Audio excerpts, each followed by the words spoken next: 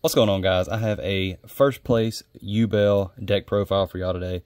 I actually only had one Phantom yesterday, so luckily I did pull one, so now I have two, so we're in better shape there. Let's start off with the main deck. So one great thing about this deck is it doesn't lose to like D barrier and stuff, so if they do side that in, it's not like the end of the world.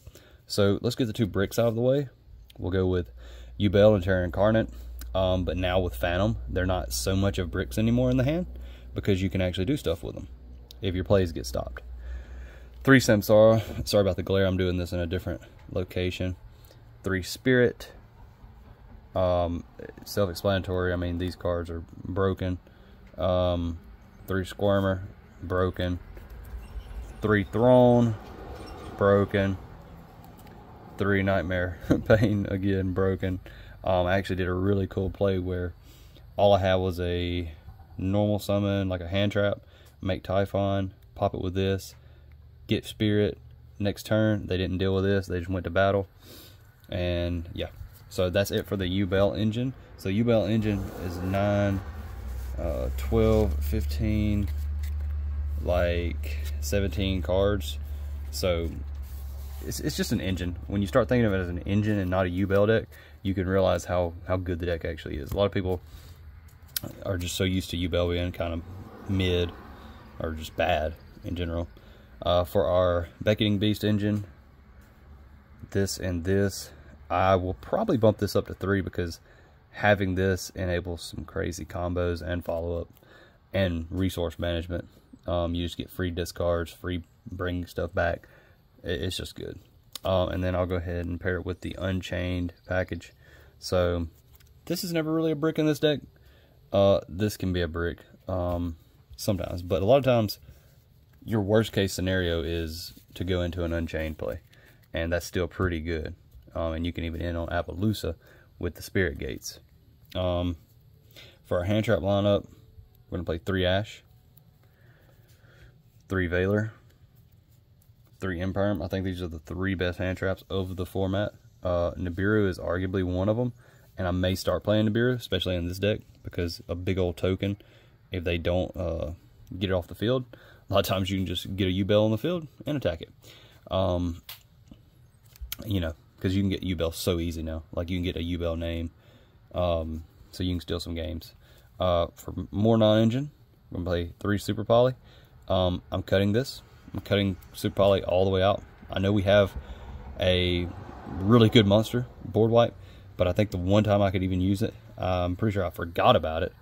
And then I didn't even have a discard for the Super Poly on the follow-up, and then it never comes up, and it's not that good.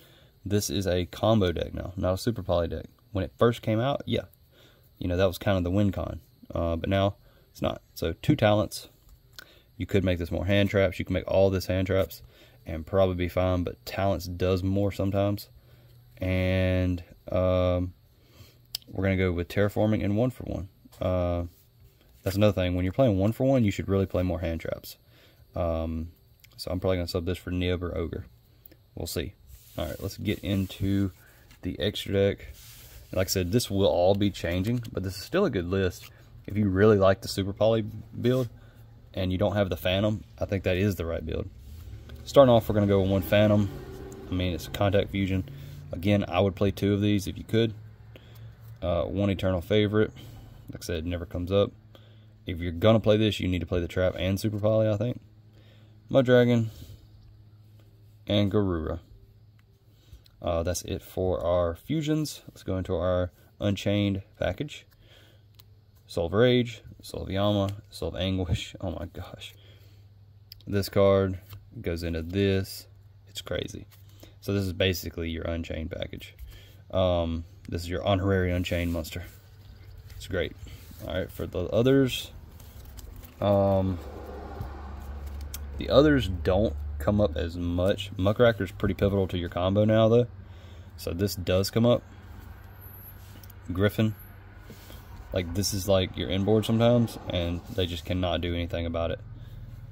SP, All Mirage for certain situations that you need to get one of the bodies off the field. Another great thing about opening, get you a free body. For our Xyz, Varudras, Typhon, and Super Dreadnought. Again, that play I did with Typhon, that wouldn't have been possible without Typhon, and it won the game. So this won me a game in time. I feel like you should play a time card in a deck that allows you to play a time card. But if you had to, you could side this. But until we get the Fiendsmith stuff, I don't think there's no point in not playing that. For our side deck, I do want to show you the side deck in this one. Because the side deck is pretty important. We'll just go through this quick. 3D Barrier, just good right now. 3 Cyclone, just good. 3 Nib, it's good at times.